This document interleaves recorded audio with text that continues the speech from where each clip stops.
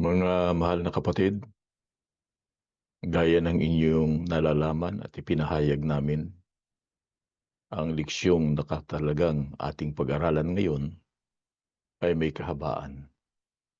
Gayunpaman napakahalaga na ating maunawaan sapagkat napakalaki ng kinalaman sa mga nangyayari ngayon sa bayan ng Diyos.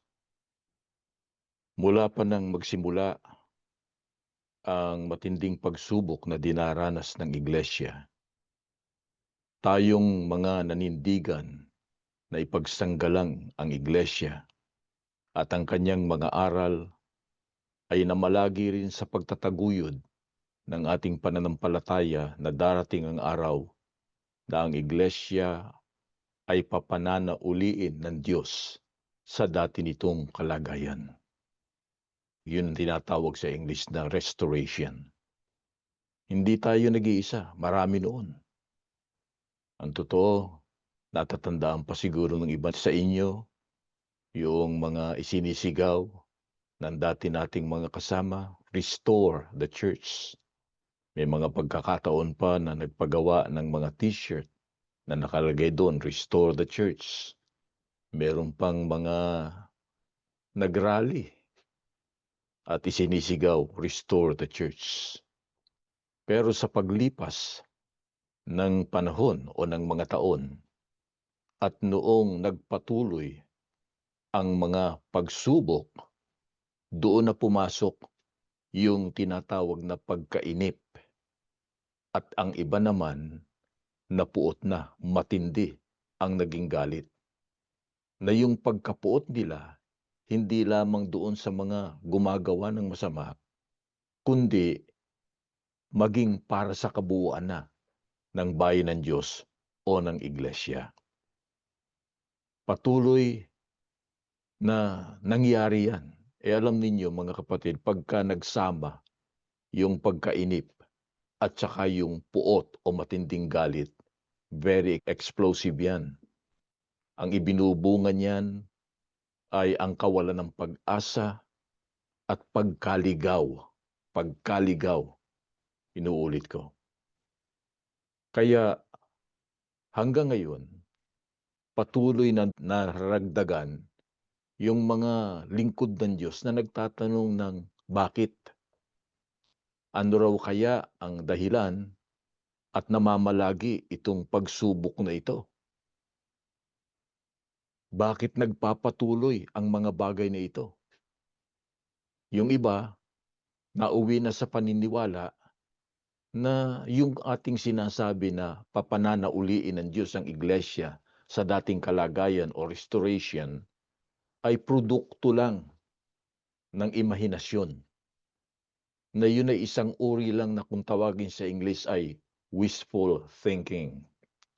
Kaya itong leksyong ito napakahalaga mga kapatid. Malaman natin bakit nga ba namamalagi ang pagsubok. Bakit namamalaging mga may naliligaw, nawawalan ng pag-asa. Ibig bang sabihin, hindi na gagawin ng Diyos ang kanyang mga pangako? Ano ba ang gagawin ng Diyos sa kanyang bayan? Dahil sa kanyang layunin na yung mga nararapat ay tumanggap ng kaligtasan. Babasahin ko po dito sa Isaias sa 4, ang talata ay 4. Pagkahuhugasan ng Panginoon ang karumihan ng mga anak na babae ng Siyon at lilinisin ang dugo ng Jerusalem sa gitna ng bayan sa pamamagitan ng bisa ng kahatulan at sa pamamagitan ng bisa ng pagniningas. Itong binasa ko mga kapatid ay nauukol sa hula at pangako ng Diyos tungkol sa gagawin niya sa anak o mga anak na babae ng Siyon. Pero gusto lang naming ipagpauna, pinagpapauna namin ito mga kapatid, na ang pangunahing layunin ng leksyong ito na ating pinag-aaralan ay hindi para tukuyin kung alin yung katuparan noong mga anak na babae ng Siyon, kundi para malaman natin at mabigyan ng diin yung gagawin ng Diyos doon sa mga anak na babae ng Siyon. At gusto rin naming ipagpauna na walang marunong sa Biblia, kay Bible scholar man yan, o kaya ay Bible student yan, o naniniwala lang sa Biblia, natatanggi na yung anak na babae ng Siyon tumutukoy talaga sa mga tao ng Diyos o sa bayan ng Panginoong Diyos. Ulit, anong pangako ng Diyos? Ang sabi niya ay huhugasan niya ang karumihan ng anak na babae ng Siyon. Huhugasan niya, lilinisin niya yung karumihan ng anak na babae ng Siyon. Bakit? Bakit niya huhugasan? Anong katumbas nung sinabi niyang huhugasan niya ang karumihan noong anak na babae ng Siyon? Dito naman sa Kawikaan, sa 25, ang talata po ay 4 hanggang 5. Kapag ang pilak ay dalisay, may magagawa na ang panday. Gusto kong basahin yung bahagi nun sa English. Ang nakalagay kasi sa English, ganito: Take the impurities out of silver, and the artist can produce a thing of beauty. Alisin anya o dalisayin anya yung pilak para yung panday magawa yung kanyang pinapanday na napakaganda. Tutuloy ko po. Kapag ang masamang tagapayo ay naalis, sa English, keep evil advisers away from the king. Alisin sa paligid ng hari ang katarungan, ang mamamalagi. Sa makatwid, mga kapatid, doon sa hula na binabanggit ng Diyos ang pangako niya na lilinisin niya ang karumihan ng anak na babae ng Siyon, ay aalisin niya yung karumihan doon sa pilak. Dadalisayin yung pilak. Sapagkat ang bayan ng Diyos itinulad sa pilak na puno ng dumi o karumihan. Paano gagawin ng Diyos yung paglilinis? Ang unang bahagi, gaya ng binasa natin, aalisin niya yung masamang tagapayo ng hari. Yung hari, leader. Yung tagapayo, yun ang mga kasangguni. Ano po? Aalisin muna ng Diyos yun. Sa makatid, merong eliminasyon na gagawin ng Diyos. Merong pag-aalis na gagawin ang Panginoong Diyos. Ngayon, kung ano susunod niyang gagawin, abangan ninyo. Madadaanan ito ng ating leksyon. Samantala, bakit nga ipinasya ng Diyos na linisin ang anak na babae ng Siyon? Bumalik tayo sa Isayas, pero doon po sa 1:21 hanggang 23. Ano't ang tapat na bayan ay naging tila mapakiapid. Noong una, siya'y puspos ng kahatulan. Katwiran ay tumatahan sa kanya. Ngunit ngayon, mga mamamatay tao na. Ang iyong pilak ay naging dumi. Ang iyong alak ay nahaluan ng tubig. Ang iyong mga pangulo ay mapanghimagsik. Sa English, yung rulers. At mga kasama ng mga tulisan. Bawat isa'y umiibig ng mga suhol at naghahangad ng mga kabayaran. Hindi nila hinahatulan ang ulila o pinararating man sa kanila ang usap ng babaeng bao. Sa makatid, ang nangyari niya doon sa bayan, dati, tapat na bayan yan eh. Tapat. Dati, punong-puno yan ng kahatulan, ng katarungan. Yung katwiran niya ang naghahari sa kanya. Pero, ngayon, nawala na yun.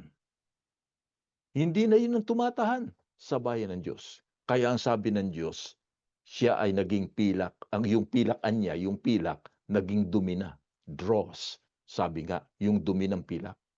Nahaluan na. Paano nangyari yun? Yun anyang mga pangulo, yung mga nangunguna, naging mga mapanghimagsik, naging kasama ng mga tulisan, ng mga magnanakaw, naging maibigin sa mga suhol, naghahagad ng mga kabayaran sa kanilang ginagawa. At meron pa ditong binabanggit, hindi na nila hinahatulan ang ulila. Sa English they do not defend the cause of the fatherless. Yung mga nawalan ng ama, binaliwala na nila yon. Hindi na nila ipinagsanggalang yon. At yun anyang byuda ay hindi na nila inintindi. Hindi na nila inintindi. Ngayon, mga kapatid, kung medyo parang familiar itong ating binasang yan na nangyari sa bayan ng Diyos, tama kayo. Pamilyar nga sapagkat may nangyayaring ganyan sa kasalukuyang bayan ng Panginoong Diyos. Kaya muli, ano ang pinasya ng Diyos na kanyang gagawin doon sa anak na babae ng Siyon? Ang babasahin naman natin sa 1:25 ng Isaias hanggang 26. At aking ibabalik ang aking kamay sa iyo, at aking lilinising lubos ang naging dumi mo, at aalisin ko ang inyong lahat na tingga, at aking papananauliin, sa English, I will restore, aking pananauliin ang iyong mga hukom na gaya ng una, at ang iyong mga kasangguni gaya ng pasimula. Pagkatapos, tatawagin ka ang bayan ng katwiran, ang tapat na bayan. Sa makatwid, pinasya ng Diyos, ibabalik ko ang aking kamay sa iyo. Lilinisin ko ng lubos yung mga dumi na nasa iyo. Aalisin ko na pati yung mga tingga na sumisira doon sa pilak. Papananauliin ko, i-restore ko yung mga hukom, yung mga tagapanguna, sabi sa English mga leaders, gaya noong una. At yung mga kasangguni, gaya ng pasimula. Gaya ng pasimula. Pagka nangyari yan, tatawagin ka na uli na bayan ng katwiran, tapat na bayan. Kaya naiisip ko yung lagi nating ipinanalangin Tama pala yung panalangin natin. Hinihingi natin sa Diyos na papanauliin niya. Restore your church to its pristine condition. Yun ang ating hinihiling yung pala ang gagawin ng Panginoong Diyos. Aalisin niya muna yung mga kasangguni, pero aalisin din niya yung masamang leader. Yun ang gagawin niya para malinis. Ngayon, ang tanong mga kapatid, bagamat nabanggit ko kanina na ang pangunahing layunin natin dito ay hindi para tukuyin yung daughters of Zion o anak na babae ng Sion, kundi yung gagawin ng Diyos sa anak na babae ng Sion. Pero mahalaga rin na malaman natin kung ano ba ang kahulugan ng anak na babae ng Sion. Sa pagkakataong ito, mga kapatid, ay pabayaan ninyong basahin ko yung isang sinipi sa isang aklat na sinulat ng isang theologian, at isang biblical scholar na ang pangalan ay si John Gill, tungkol sa kanyang komentaryo o paliwanag sa mga anak na babae ng Sion na binabanggit doon sa Isaias 4:4. Yun ang unang talata na ating binasa. Ngayon, ganitong sinasabi. Sa English ko po babasahin. Ano po? Binanggit niya yung talata, when the Lord shall have washed away the filth of the daughters of Zion. Tapos meron paliwanag. By Zion is meant the church of Christ. Pagka binabanggitan niya yung Sion, ang tinutukoy nun ay iglesia ni Kristo sa pangkalahatan, in general. His mystical body, the General Assembly, and Church of the Firstborn, written in heaven. Tapos binanggit niya yung talata, Hebreo 12:22. Mabuti basahin natin yung nasa Hebreo 12:22. Ito po ang nakasulat. Datapwat, nagsilapit kayo sa bundok ng Sion at sa bayan ng Diyos na buhay, ang Jerusalem sa kalangitan, at sa mga di mabilang na hukbo ng mga anghel, sa pangkalahatang pulong at iglesia ng mga panganay na nangatatala sa langit, at sa Diyos na hukom ng lahat, at mga espiritu ng mga taong ganap na pinasakdal. Ngayon, kaya natin binasa itong sinabi nitong si Gil, para lang ipakita sa atin na kahit pala hindi Iglesia ni Cristo, ay merong mga naniniwala. At ang totoo, hindi siya nag-iisa. Na yung mga daughters of Zion o mga kaanak na babae ng Sion ay tumutukoy sa Iglesia ni Cristo. Ngayon, tuloy na natin ang layunin ng leksyon. Sino pa ang hinuhulaan sa Biblia at tinutukoy na anak na babae ng Sion? Babasahin ko naman dito sa Isaias, ito pamilyar na kayo, 62:11 hanggang 12. Ito po. Narito, ang Panginoon ay nagtanyag hanggang sa mga wakas ng lupa. Sa English, from the ends of the earth. Inyong sabihin sa anak na babae ng Sion, narito, ang iyong kaligtasan ay dumarating. Narito, ang kanyang kagantihan ay nasa kanya, at ang kanyang ganti ay nasa harap niya. At tatawagin nila sila ang banal na bayan, ang tinubos ng Panginoon, at ikaw ay tatawaging hinanap, bayang hindi pinabayaan.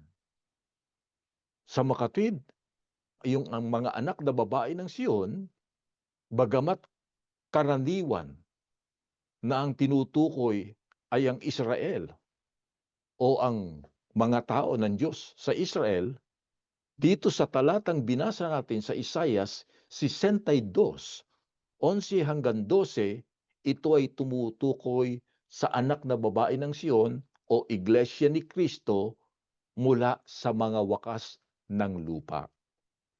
At bilang mga kaanib sa Iglesia ni Cristo na naturuan na, alam natin yung mga wakas ng lupa, yun ang katumbas ng mga huling araw o panahon ng paglitaw ng Iglesia ni Cristo. Ano ang pangako ng Diyos tungkol sa Iglesia ni Cristo sa mga huling araw o sa mga wakas ng lupa? Ito ay bayang hindi pinabayaan. Hindi kailanman pababayaan yan ng Panginoong Diyos. Itong bayang tinubos ng Panginoong Diyos. Alin nga ba talaga ang tinubos ng Diyos?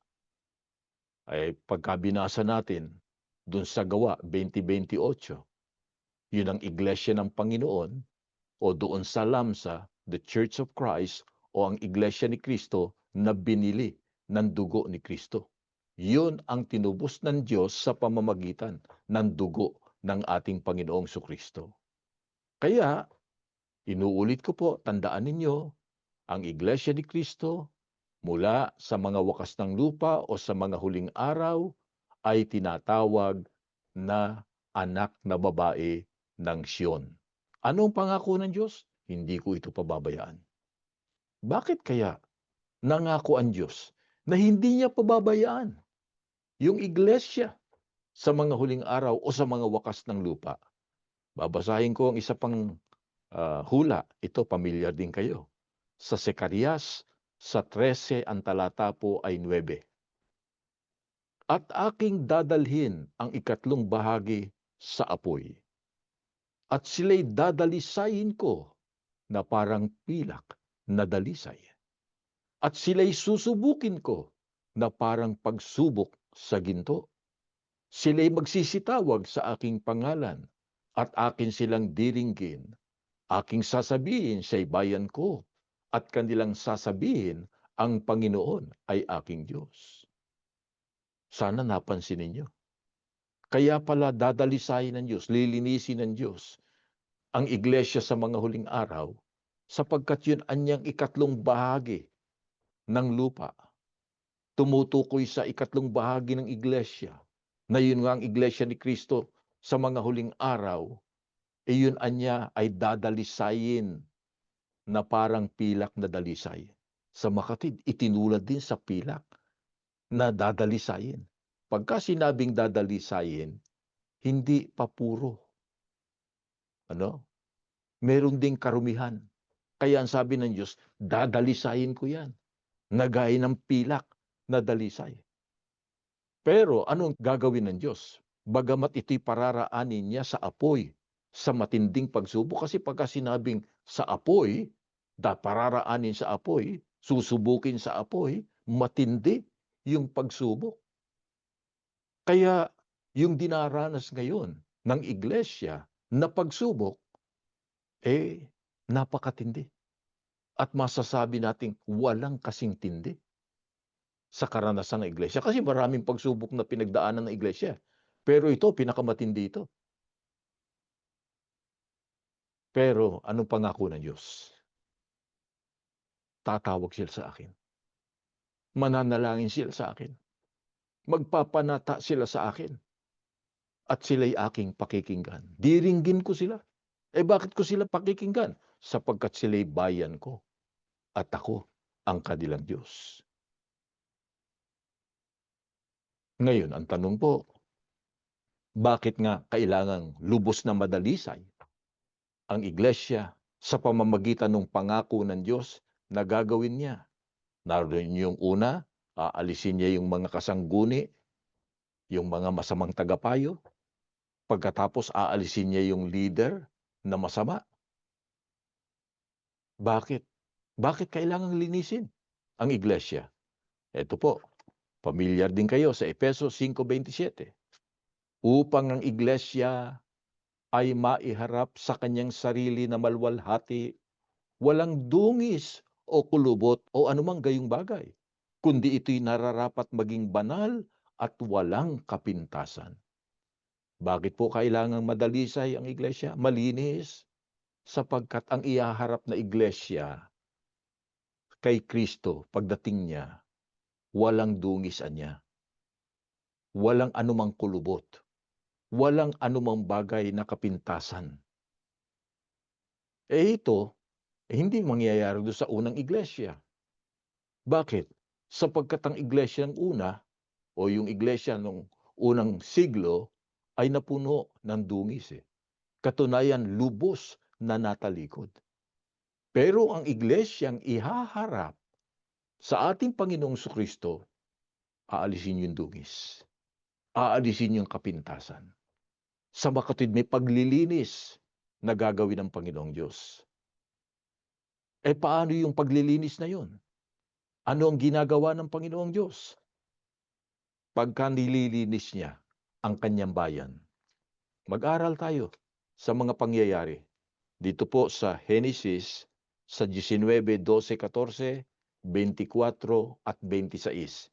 Ito pong mababasa. Mahaba-haba ito, mga kapatid. At sinabi ng mga lalaki kay Lot, mayroon ka pa ritong kasama? Paalisin mo sa lugar na ito ang iyong mga manugang na lalaki at mga anak na lalaki at babae o sino man sa mga kasamahan mo sa lungsod, sapagkat malapit na naming lipulin ang lugar na ito dahil sa napakalakas na ng sigaw laban sa bayang ito sa harap ng Panginoon. At kami sinugo ng Panginoon upang ito ay aming lipulin.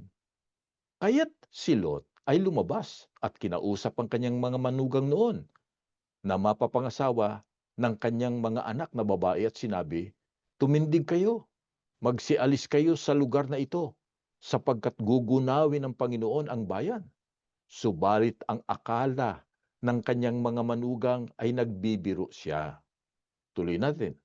At buhat sa langit ay nagpaulan ang Panginoon sa Sodom at Gomora ng asupre at apoy. ginunaw niya ang mga lungsod na yon at ang buong libis at ang lahat ng nakatira sa mga lungsod at ang tumutubo sa lupa. Subalit ang asawa ni Lot ay lumingon sa likuran niya at siya'y naging haliging asin. Alam na alam natin ang pangyayaring ito. Ano po? Noong pasyahan ng Diyos na gunawin na ang Sodoma at Gomora. Napakasama kasi ng Sodoma at Gomora. Kaya pagka nababanggit ito, naalala ko ngayon yung nangyayari dito sa mundo. Yung mga ginagawa ngayon ng maraming mga tao na ipinagmamalaki pa nila. Ano po? Yan sabi ng Biblia, pinasyahan ng Diyos, gunawin ang Sodoma at Gomora. Pero bago niya ginunaw, gusto niya munang ibukod yung maliligtas. Kaya ang sabi niya, kinausap si Lot sa pamamagitan ng anghel. Alisin mo na kung may mga mahal ka sa buhay, kung may mga anak ka, o sino mang kasama mo, alisin mo na agad. At magmadali kayo sapagkat gugunawin na ng Panginoong Diyos itong mga lugar na ito. Nung sabihin niya rin sa kanyang mga manugang na lalaki, ang sabi ng Biblia, hindi pinahalagahan. Inakala nila na hindi totoo yun. Fake news.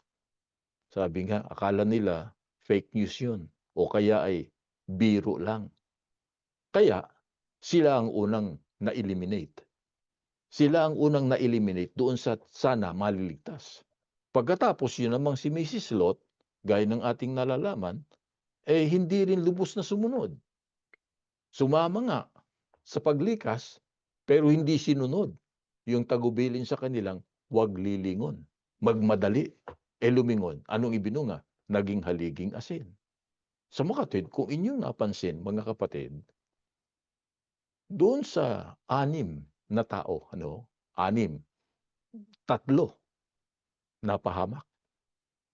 3 lang ang nakaligtas. Sa makatwid, 50% ang nawala. Napakarami, napakalaki ng nawala, mga kapatid.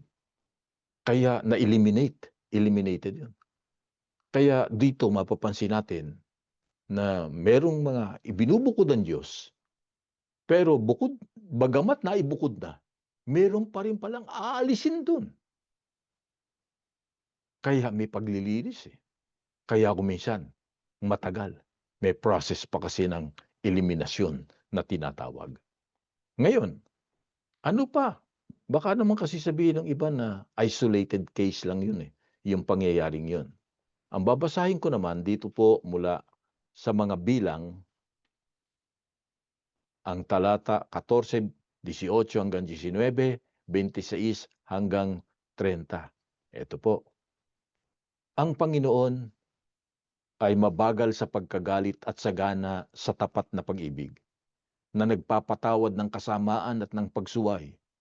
Ngunit kailanman ay hindi pinapawalang sala ang may sala, na dinadalaw ang kasamaan ng mga magulang sa mga anak sa 3 at sa 4 na salinlahi. Hinihiling ko sa iyo, patawarin mo ang kasamaan ng bayang ito ayon sa kadakilaan ng iyong tapat na pag-ibig at ayon sa iyong pagpapatawad sa bayang ito mula sa Ehipto hanggang ngayon.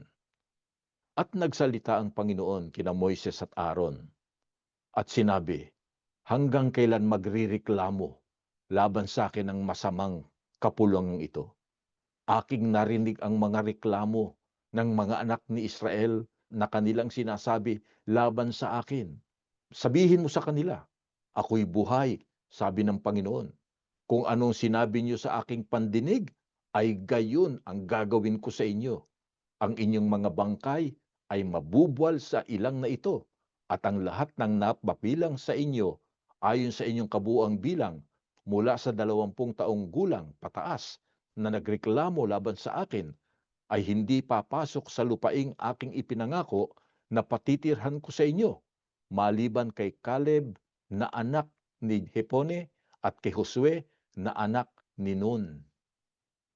Ito, mapapansin niyo mga kapatid, sa kabila na ang Diyos ay mapagpahinuhod, mahabagin, at meron pang nakikiusap sa kanya, si Moises, yung leader, nakikiusap na patawarin na lang yung bayan sa kanilang nagawang kasalanan, ipinasya pa rin ng Panginoong Diyos na hindi na niya patatawarin. Nalilipulin niyan lahat yung mga taong yun. Yun yung mga orihinal na lumabas doon sa Ehipto. Imagine niyo mga kapatid kung gaano karami yun. Lahat ng mga orihinal, lahat ng mga lumabas sa Ehipto, napakarami nun. Maliban nga lamang dun sa dalawa, si Caleb at saka si Josue, na anak ni Nun, ang nakaligtas lamang mga kapatid. Pero yung iba, hindi na naligtas yun. Eliminated lahat yun. Ang dami. Talagang eliminated. Bakit? Ang sabi ng Diyos, mareklamo itong bayan na ito eh. Mareklamo itong bayan ng Diyos. Laging nagrereklamo. Nagsasabi pa ng mga bagay laban sa akin. Kaya yun, iingatan natin. Baka nakapagsasalita tayo ng laban sa Diyos. Baka sasabihin natin mukhang hindi totoo ang pangako ng Diyos. Mukhang hindi tinutupad ng Diyos ang kanyang pangako. Ganun ang reklamo ng Israel eh. Oh. Ngayon, naging mapanghimagsik pa niya. Paano ba nahayag yung kanilang paghihimagsik? Ituloy natin ang basa. Dito naman sa mga bilang pa rin, 32:11 hanggang 12. Tunay na walang taong lumabas sa Ehipto mula sa 20 taong gulang pataas na makakakita ng lupain na aking ipinangako kina Abraham, Isaac at Jacob, sapagkat sila'y hindi lubos na sumunod sa akin. Liban kay Caleb na anak ni Jepone na kinisiyo at si Josue na anak ni Nun, sapagkat sila'y lubos na sumunod sa Panginoon. Paano nahayag yung paghihimagsik ng bayan? Hindi sila lubos na sumunod. Pag sinabing hindi lubos na sumunod, meron ding sinunod eh. Kaya lang ang pagsunod nila, hindi lubos. Kaya masama yung ganun eh. Hindi lubos ang pagsunod, na yun ang nakaikapapahamak eh. Sino lang ang lubos na sumunod? Yun nga po, si Caleb at saka si Josue. Sila lang. Kaya yung iba, eliminated lahat yun. Inalis ng Diyos yun. Kaya kung papansin ninyo, paano inalis ng Panginoong Diyos? Aba, matagal.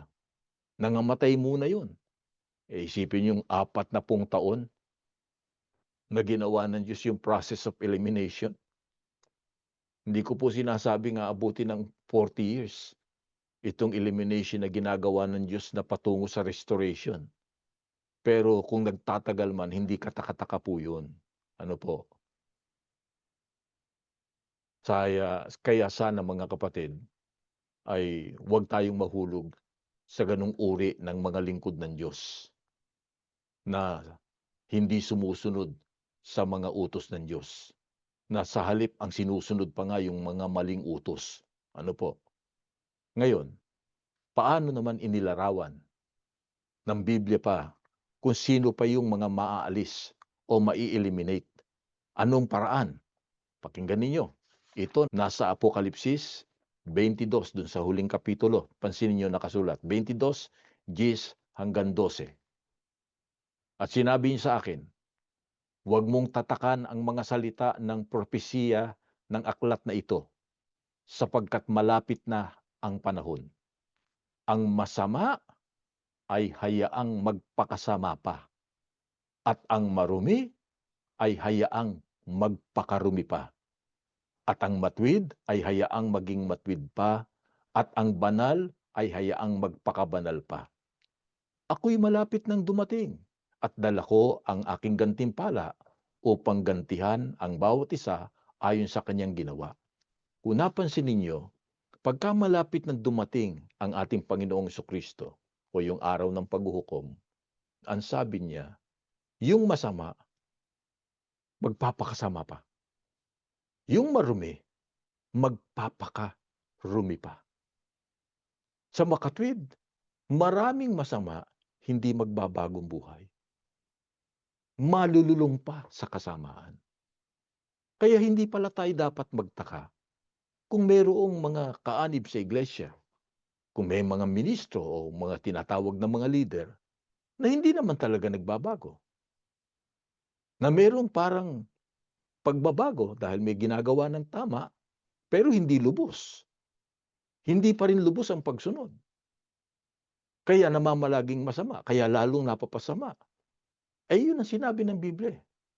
Bahagi yun ng pag-aalis, paglilinis, sa bayan ng Panginoong Diyos, Aalisin niya yun, eh. Sana hindi tayo mapabilang doon sa ganung uri ng mga tao o mga kaanib sa iglesia.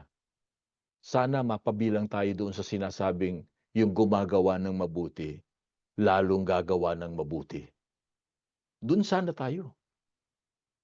Kung ano yung mabuti, yung aral, yung salita, yung utos.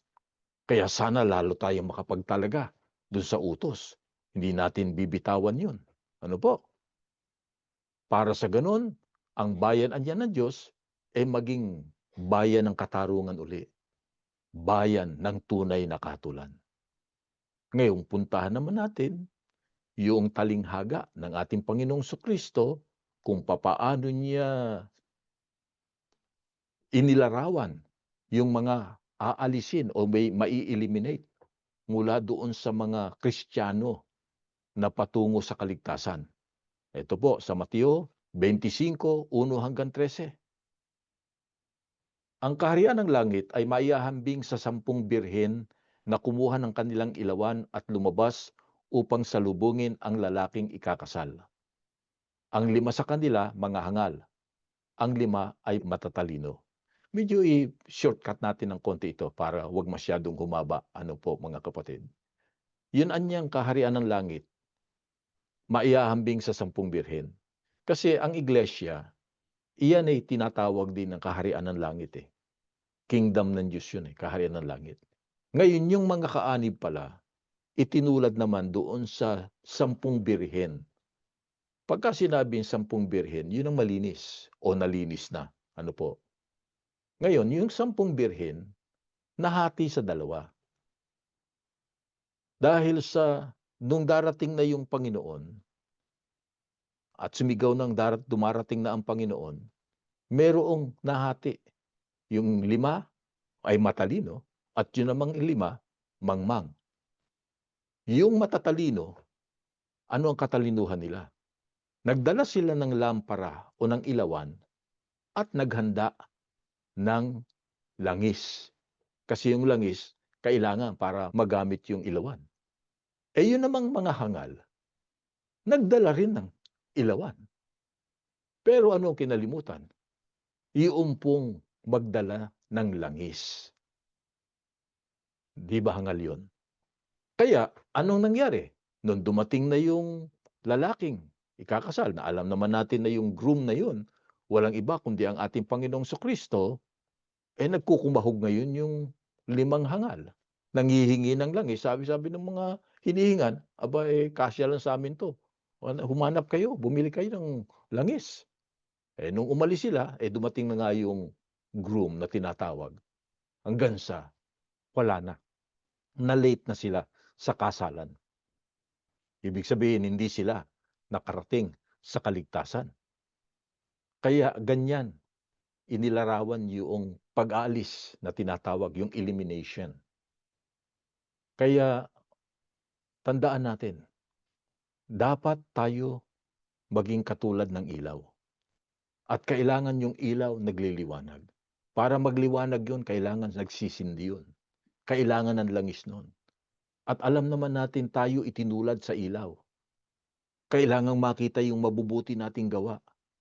Pagka sinabing mabubuting gawa, salig, nakabatay doon sa mga utos ng Panginoong Diyos, sapagkat ang utos ng Diyos ay mabuti. Nasa Roma yan, 7:12. Kaya sana ganun tayo. Patuloy na sumusunod sa aral. Kung meron mang ayaw ng sumunod, so be it. Wala tayong magagawa. Kung meron mang mga naligaw, sila na lang. Kung meron mang mga naging mainipin, sila na lang. Huwag tayong magiging mainipin. Kung meron mang mga napuot, sila na rin lang. Huwag tayong mapupuot. Kung meron mang hindi na lubos na sumusunod, sila na lang yon. Pero tayo, lubos pa rin. O gawin natin ang lahat ng ating makakaya. Sapagkat pag hindi natin ginawa yan, mapapasama tayo doon sa mai-eliminate. Ang tanong uli, bakit nagsasagawa pa ang Diyos ng proseso ng eliminasyon o pag-aalis? Dito naman sa mga awit 1:4 hanggang 6. Ito po, ang masama ay hindi gayon, kundi parang itinataboy ng hangin. Kaya't ang masama ay hindi tatayo sa hukuman, ni sa kapulungan ng matuwid ang makasalanan, sapagkat ang lakad ng matuwid ang Panginoon ang nakakaalam, ngunit mapapahamak ang lakad ng makasalanan. Sa makatid, ayaw ng Diyos na yung mga masasama kasama ng matuwid. Pinaghihiwalay niya yun. Pinaghihiwalay niya yun. Ayaw niya. At yun anyang masasama, hindi tatayo sa kapulungan. Ibig sabihin, hindi yun ang maliligtas. Ngayon, kung sino yung masama, yun ang tanong hanggang ngayon ng marami. Hindi naman tayo ang nakakaalam talaga. Ang Diyos ang nakakaalam kung sino yung masama. Paubayan na natin sa Panginoong Diyos yun. Ang mahalaga ay malaman natin na kapag ka masama, hindi maliligtas. Kaya ang iwasan natin yung pagiging masama para wag tayong mahiwalay o alisin ng Panginoong Diyos. At para tayo wag maging masama at wag mahiwalay sa paggawa ng mabuti, ano naman ang itinatagubilin ng Panginoong Diyos na dapat nating gawin? At sino ang dapat na maging halimbawa sa atin doon? Ang babasahin ko po dito sa Job 23:10-12. Ngunit nalalaman niya ang daang nilalakaran ko. Kapag ako'y kanyang nasubok, ay lalabas akong parang ginto. Lubos na sumunod sa kanyang mga hakbang ang mga paa ko. Ang kanyang landas ay aking iningatan at hindi ako lumiko. Ako'y hindi humiwalay sa utos ng kanyang mga labi. Pinagyaman ko ang mga salita ng kanyang bibig sa aking dibdib. Ito si Job, mga kapatid. Alam natin si Job kung ano ang matinding pagsubok na kanyang naranasan. Talagang ang mga lingkod ng Diyos dinadaan sa pagsubok. Basahin niyo yung buong Biblia. Makikita niyo lahat ng mga lingkod ng Diyos dumadaan sa pagsubok. Bakit? Sabi nga ni Job, sapagkat pagka ako'y nasubok na, nakapasa ako sa pagsubok, lalabas ako na gaya ng ginto. Dalisay. Kaya anong ginawa niya? Lubusan niya akong sumunod. Hindi gaya ng bayang Israel. Hindi lubos ang pagsunod. Hindi gaya ng 5 mangmang na babae. Sumunod na naghanda ng ilawan, hindi naghanda na langis. Gaya rin ng iba ngayon. Hindi lubos ang pagsunod. May sinusunod, merong ayaw sundin. Ang sabi ng Biblia, lubos na sumunod si Job. Kahit na maraming pagsubok, alam natin ang matinding pagsubok, nawala lahat ang kanyang mga tinatangkilik, namatay lahat ang kanyang mga anak, yung asawa niya na dapat sana'y karamay-damay niya at umaaliw sa kanya, nagpapaalalang sumunod sa Diyos, siya pang nagsasabing, tumalikod ka na sa Diyos mo. Ganun din ang nangyayari sa atin. Pero hindi tayo dapat humiwalay sa utos ng Panginoong Diyos. Napakalaga ng utos ng Diyos. Ang aral ng Diyos, mga kapatid. Yung doktrina. Kaya, bagamat marami kaming naririnig, hindi kami nagsasawa magturo sa inyo. Paalala sa inyo kung ano yung mga doktrina na atin tinanggap. Nagsisikap kami na lagi kayong maturuan ng tama. Sapagkat yun ang magdadala sa atin sa kaligtasan.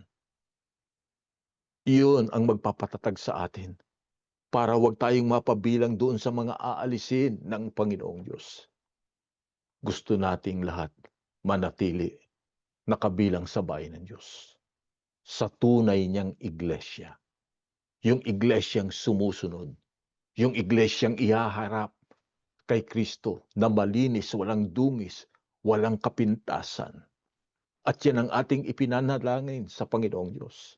Lagi nating hinihiling sa Diyos, Ama, makita sa namin ang araw na yun.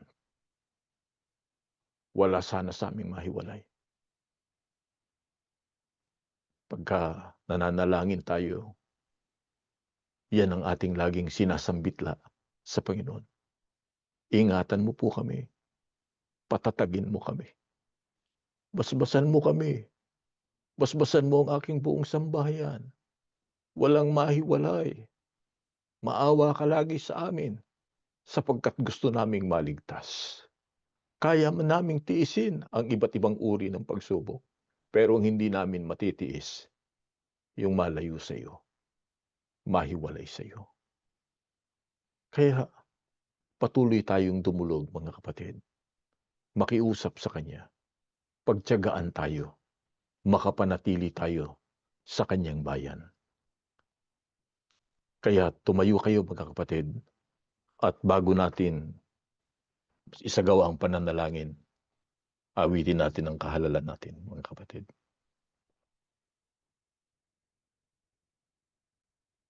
Maraming salamat po sa iyo, Ama, sa lahat ng mga pagtitiyaga mo sa amin. Bagamat kami nagkakamali, nagkukulang at nagkakasala, nariyan ka pa ring umuunawa sa amin. Pinamamalagi mo ang tulong sa amin araw-araw. Higit sa lahat, dama namin, kabilang pa kami sa iyong bayan. Ito ang lagi naming pinakahangad at itinadalangin sa iyo, na wala kang bibitawan sa amin, sa aming buong sambahayan, lalo na ang aming mga anak.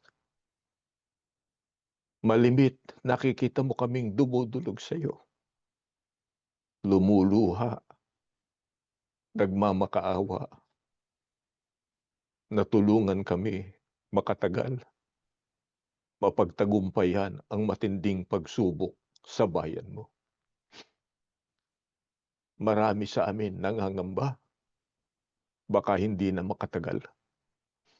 Baka madala na kami ng mga nangyayari sa mundo. At higit sa lahat, mainip kami sa pag-aantabay, sa pagkilos na lubusan ng iyong mga kamay. Ama na mula sa langit, tunghayan mo kami. Basbasan mo po ang aming kaluluwa. Basbasan mo ang aming mga puso, patibayin mo ang aming pananampalataya. Huwag kang papayag, O Diyos, na meron pa sa aming mahiwalay sa iyo. Marami na rin kaming tiniis. Marami sa mga lingkod mo na dumadalo ngayon. Matagal na mula pa noong tawagin mo kami sa iyong bayan. Marami na kaming naging mga puhunan. At marami rin sa kabila ng mga nangyari sa iyong iglesia na malaging sumusunod, naninindigan sa panig mo at ng iyong katotohanan. Huwag mong limutin yun, Panginoon. Basbasan mo kami at pahintulutan mong pagdating ng araw, pag isinugo mo na ang iyong bugtong na anak, sama-sama kaming sasalubong sa Kanya, may karapatan para sa kaligtasan. Kaya, Ama, habang narito pa kami sa mundong ito, dagdagan mo po kami ng pagtitiis. Ipaunawa mo sa amin na daraan pa kami sa mga iba't ibang uri ng pagsubok, pero kanuman ang mangyari, gawin mo kaming matatag, hindi kami makabitaw sa iyong mga aral. Panginoong Hesukristo, lumalapit kami sa iyo sapagkat alam naming napakalaki ng magagawa mo sa aming buhay. Nauunawaan mo ang aming kalagayan, lalo na po ang kalagayan ng iyong iglesia. Panginoon, maawa ka na po sa iglesia. Ikaw ang nakababatid ng mga nangyayari.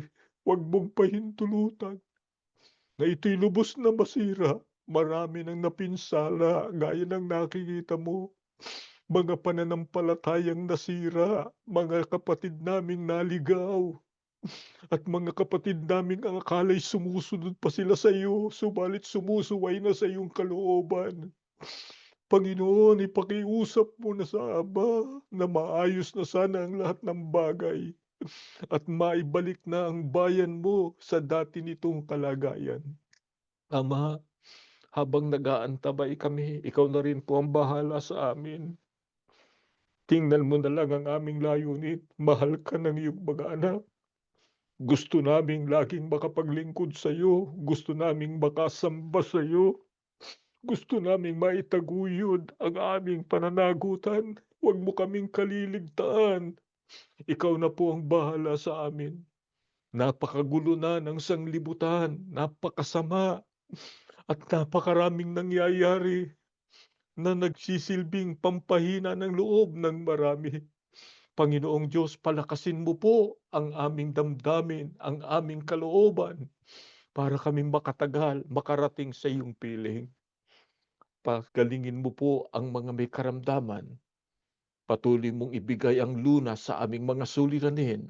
Pagtiyagaan mo kami, lalo na ang mga matagal na at mahaba na ang puhunan sa paglilingkod po sa iyo. Umaasa na kami, pinakinggan mo ang aming panalangin. Lahat ng ito aming hinihingi sa pangalan po ni Jesus, aming tagapagligtas. Amen.